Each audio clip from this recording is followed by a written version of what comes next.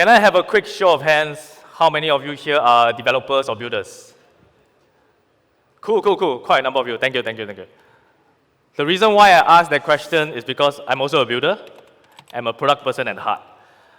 But today I'm not representing Meteora as a builder. I'm here as the lead of Meteora. And I'm extremely excited to be able to share with you what we have done so far and what you can expect upcoming. But before that, let's do a quick recap on how we got here in the first place. So for March of 2023, I spent a lot of time and effort in driving the efforts to launch Meteora in the first place. I was also instrumental in actually launching our flagship product, the first version of Dynamic AMM and the first version of DLMM. Are you guys familiar with these two products? Okay, so great. Okay. So fast forward to January 2024. That's where we actually supported Jupyter to launch their token. Who here familiar with Jupyter? Woo! Okay, awesome crowd, thank you. So to date, I still think that the Jupyter token launch is one of the most successful launch in Solana. After the token launch, I went back to Jupyter to help out with the next phase of growth. And Ben Chow stepped in to lead the charge on Meteora. And to be honest, under the leadership of Ben, right, the team fantastic, right? There's a lot of tremendous growth in terms of infrastructure, in terms of TVL, swap volume, and we have grown one of the best LP army in the whole crypto space. So, as you know, Ben has stepped aside recently. I've decided to step up not because I want to chase titles or whatnot, but because I deeply understand the product, right, and I know the team very well. And most importantly, I believe that we can really build something really big at Meteora. So since then, we have tightened the way we work, launched Dynamic AM v2, and most importantly, we have aligned the team and the community around a very clear direction and vision. So before we move on, let's take a look at some of the achievements and the numbers. So in the past 2 years, we have gotten 188 billion in all-time swap volume with a B. We have 800 million worth of liquidity in our pools, and we have helped our LPs earn over 450 million. So no mean feat for a humble team like ours. But these numbers didn't come about in a vacuum, right? Behind every pool, behind every trade, behind every fees is a community that showed up and support us in every way possible. So we are also extremely happy to say that we have built up a 60,000 strong LP army that is arguably one of the strongest, if not the strongest in the space. And these are real people. These are not like 60,000 Discord lurkers, right? These are people who showed up, meme hard, really help us a lot, and support launches and everything, right? So a lot of things we cannot do without them. So let's move on. What's next for Meteora? So I always told my guys, like, now is the time for us to return back to core. Return to what made Meteora great in the first place, which is product and innovation. So in this next phase, we are really going to focus on creating world-class dynamic liquidity pools for the 3 key stakeholders in the space: the launchpads, the launchers, and the liquidity providers. So I like to coin this as the 3 LP strategy. These 3 stakeholders are intertwined, right? Interconnected. What do I mean by that? The LPs wouldn't stick if there are not sufficient great launchers in the ecosystem. Projects wouldn't launch any tokens if there's not enough quality LP base there, right? And nothing can scale if there's no robust infrastructure from the launchpads. So if one of the stakeholders collapse, the whole system dies. So the job at Meteora is to really keep this flywheel going, right, and to make sure that each stakeholder wins. So how do we actually make this thing come to life? So we actually spent a few months talking to our key stakeholders. We talked to our launchpads, our partners, our LPs. And these 3 key things keep popping up. They want fairness, transparency, and efficiency. Right? Let me talk about fairness first. So sadly, token launches today are not really fair. If you are rich, If you own a bot farm, you win. If you are a regular LP or user like myself, good luck, right? So this is pretty broken. So we are building to make sure that things will change, right? Next thing is transparency. People are okay with taking risks, but they want to know what they are signing up for. So for example, is there an insider dump coming? Are the fees insanely high? Or is this launch even real? So these are the questions that we really answer through the product. And lastly is efficiency. Right, nowadays, launching a token and LPing in the token is like, I would say, trying to build an IKEA furniture or assemble IKEA furniture blindfolded. So there are so many steps and many ways of getting it wrong.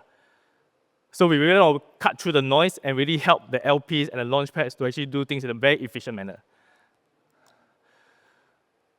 So fairness, transparency, and efficiency are foundations that really guide a lot of our product decisions. So the first thing that I really want to talk about is one of the things that we are working on that's most important to help launchers, to protect the launchers from snipers and bots. We call it the anti-sniper suite, short for S, and we are very proud of our S. Okay. Wow, this crowd is tough. This crowd is tough. Well, this is the first time nobody laughed at this. Okay. Anyway, let's move on. Thank you. Thank you. One guy.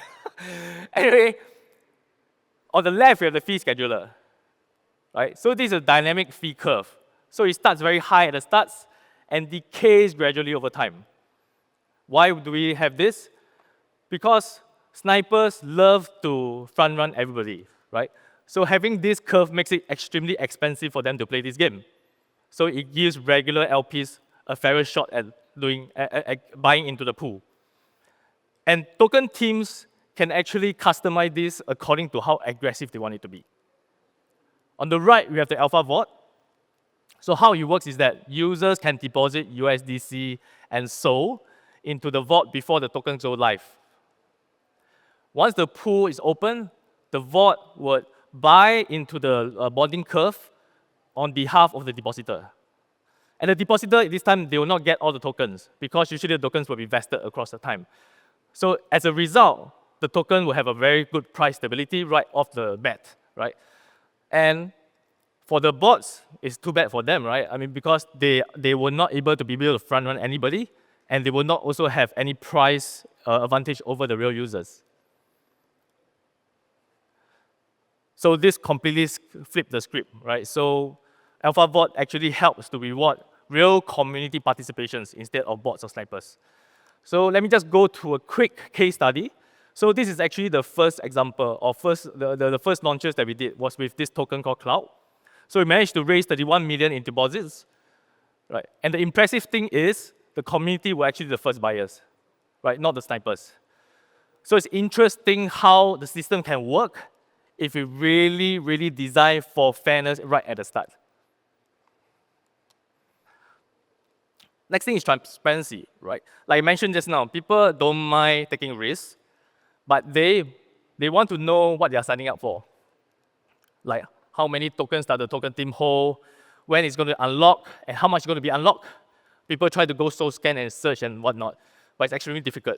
So we created tools. One of the tools that we created is this thing called the Meteora lock, where it makes it easy for project teams to lock their tokens and distribute it in a very transparent manner. Everything's on-chain, so it's easily verifiable by the community, the LPs. And it's not sufficient enough to just have a fair launch, but you need to sustain that trust post-launch. So that's why tools like this, the Meteora lock, can really give projects a very easy way to keep accountable and also give communities the clarity they need and deserve. So transparency alone is not enough. If the product is shit or the product is hard to use, the LPs will not stay. So we want to spend a lot of effort. We actually spend a lot of effort in trying to design a flow that allows LP experience to be great and enjoyable. So we'll build it across product, tools, as well as community efforts. We want to make it easy for LPs to check their investment and to see how their liquidity is doing. So to put it simply, we want to give clarity to LPs to understand how the liquidity is doing for them. Because we don't want them to be spending all the time trying to figure things out or clicking around, so that they have more time to really figure out awesome LP opportunities. It's amazing the amount of community tools that's been generated from the community. Like there's this tool called MedLex, created by our very own LP Army lead, Alex, and the Goose DAO. So the LPs can use this system, use this tool to generate custom dashboards, to check out their P&L breakdown, and to just show off their curves. And last but not least, our LP Army actually drive education. They created this thing called the LP Army Bootcamp, where they teach users how to get the hang of DLMM, how to create positions, and basically all the mechanics of the DLMM in a super practical way. So we've talked a lot about our vision, our product approach, and whatnot. And there's more, right? Because recently we have been head downs, working very hard on something really exciting and new. So I'll take this opportunity to really unveil our next thing, the dynamic bonding curve. But those who are on Twitter, you probably see that we have already announced this yesterday. But here, I would love to share a little bit more with you guys. So this is a new product, right, that powers smarter and more customizable way of launching tokens. So token teams can easily design every aspect of their token launch using a simple create config UI. So they can customize price curves, they can set dynamic fees, and they include anti-sniper mechanisms. And all these things are built on top of the infra that we have already shipped. Right? So as you've seen previously, I mentioned a lot of these tools. All these things are already incorporated in the DBC. So these things are really better tested and they're native. So it's very easy and very available for any of the project teams to include in what they want to build. And one of the key things of DBC is that how easy and fast is it for people to iterate on it. So as you see, token team can easily launch a token. And once the token is live, it's immediately tradable on Jupiter and other trading bots that we integrated with. And you can see what is working and what is not. And they can easily readjust and relaunch with a completely new curve config. And they rinse and repeat. So they can repeat this cycle as many times as they need. So project teams don't really need to get everything correct upfront. They can experiment with new price strategies, curve shapes, and fee settings until they get a setup that really fits their needs. It fits the community and token needs. So DBC is really a way, it's really creating a new layer of flexibility in token launches. So we talk about all the new products, the tools, the tweaks. But all of this, we are created just for one reason and one purpose. Is to make launches on Solana awesome again. Right? Not just functional, not just better, but we want it to be something that the teams are excited to build on, and the communities really like to ape in. So actually, that's all I have today. I would love to invite everybody who is really interested and serious about this to really join us. Right? You can come, test out the product. For those who are launchpads, come integrate with us. LPs, join the LP Army. And please help us to shape the next wave of liquidity, launch liquidity. Thank you.